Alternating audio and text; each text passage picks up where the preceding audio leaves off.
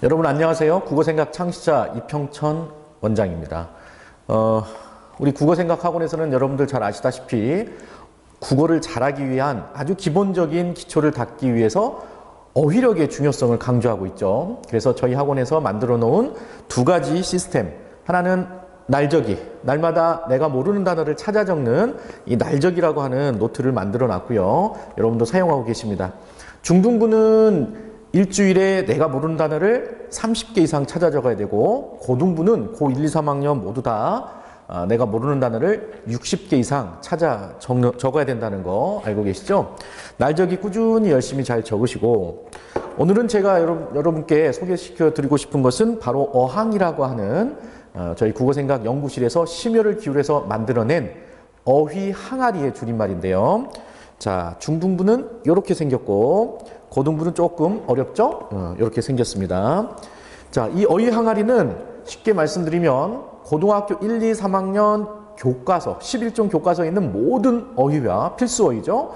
수능 기출문제나 평가원 기출문제에 나왔던 모든 어휘들을 다 하나로 묶어놓은 국내 유일한 어휘집입니다. 어휘집이에요. 그래서 저희 국어생각 학원에서도 매주마다 와서 테스트를 보고 있는데, 여러분들이 혼자 어항을 준비를 해서 테스트를 준비하는 과정이 조금 어려울 것 같다라는 그런 생각도 좀 들고요. 시간도 좀 절약해주고 이해도도 높여준다는 차원에서 동영상 강의를 드디어 우리 국어생각에서 동영상 강의를 제공하기로 했습니다. 그래서 제가 직접 고등부 어항은 제가 직접 다 촬영을 할 건데요.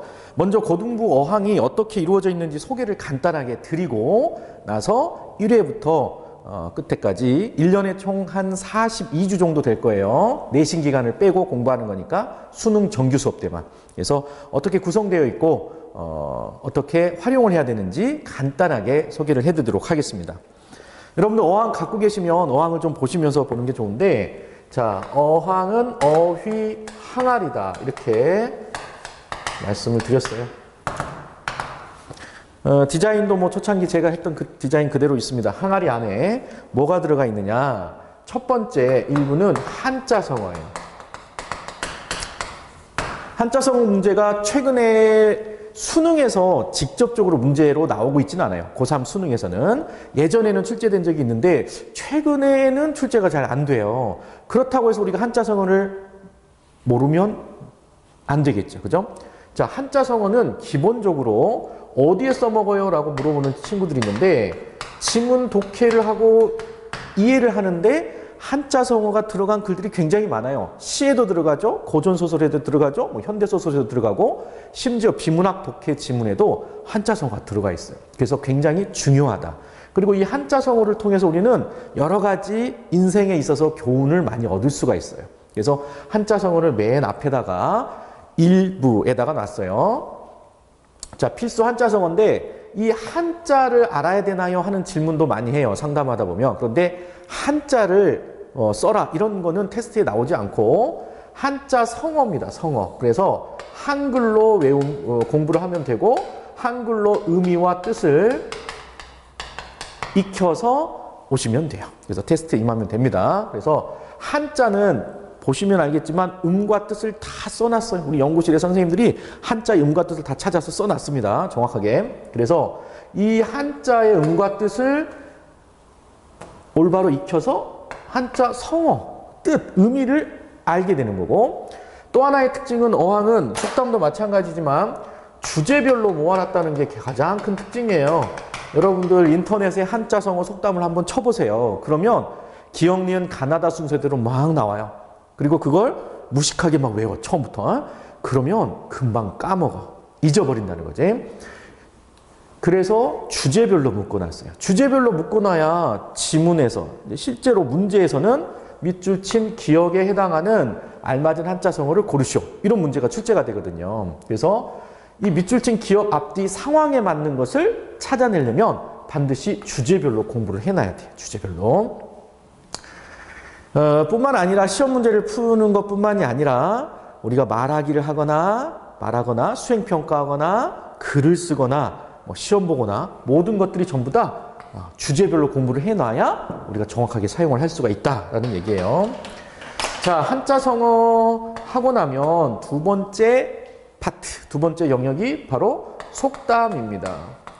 속담이나 격언 같은 것들은 우리는 관용적 표현, 관습적 표현이라고 하죠. 한자성어도 관용적 표현에 들어갑니다. 그래서 오랜 시간 동안 우리 민족이, 우리나라 사람들이 할아버지, 할머니, 아버지, 어머니, 그리고 우리들, 또 우리 후손들 계속해서 사용하게 되는 그런 단어들이에요. 어휘들. 그래서 속담도 제대로 알아야 되고요. 많이 알면 알수록 어휘력이 풍부해지기 때문에 어휘력이 풍부한 친구들은 어때?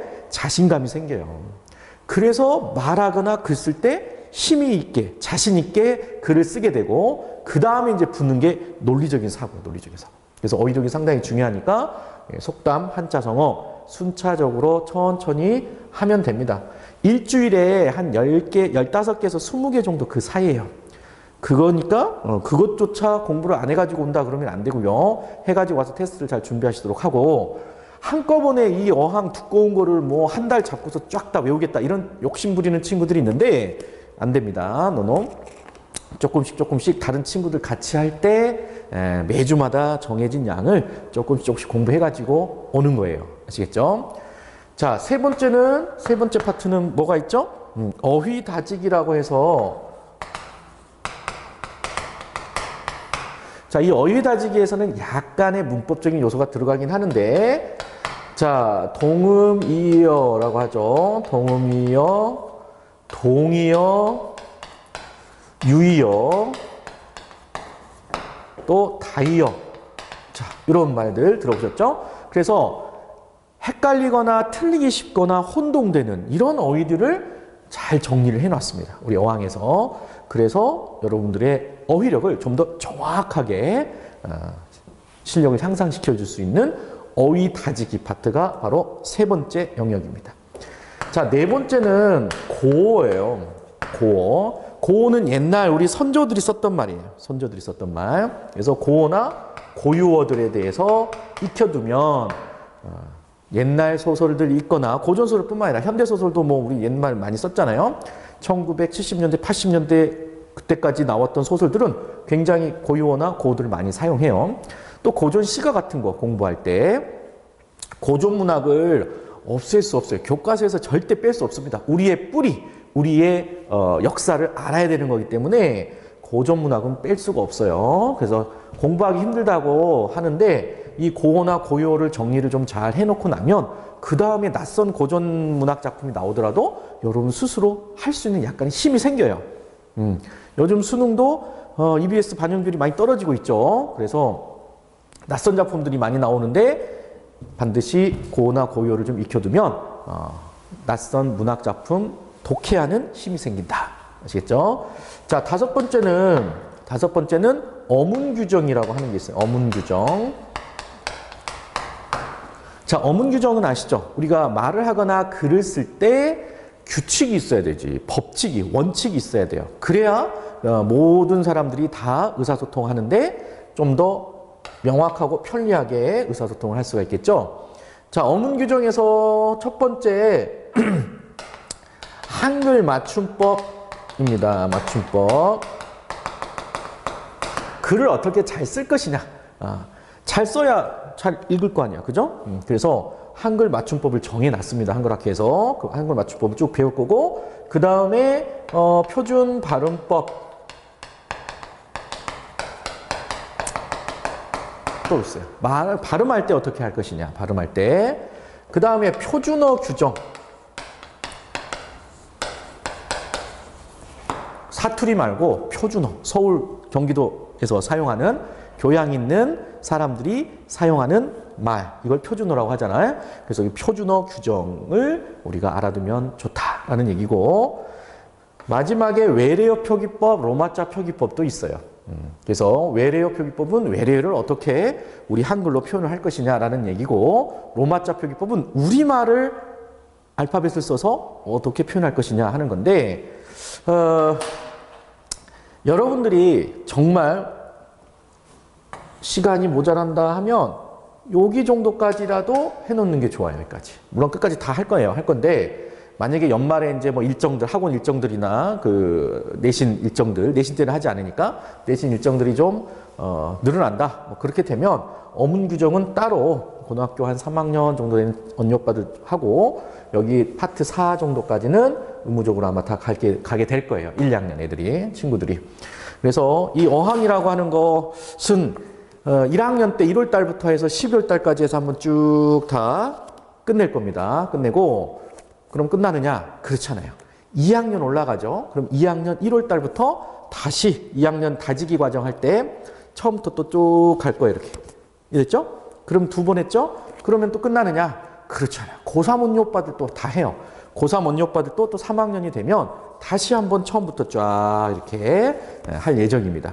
그래서 몇 번 하는 거예요? 저희 국어생각과 3년을 같이 한 친구들은 3번 하는 겁니다. 3번.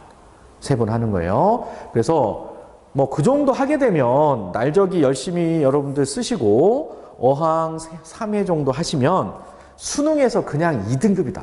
아무리 어렵다고 해도 그냥 2등급 나오게 돼 있어요. 그런데 우리가 2등급 맞으려고 학원 다니는 게 아니잖아요.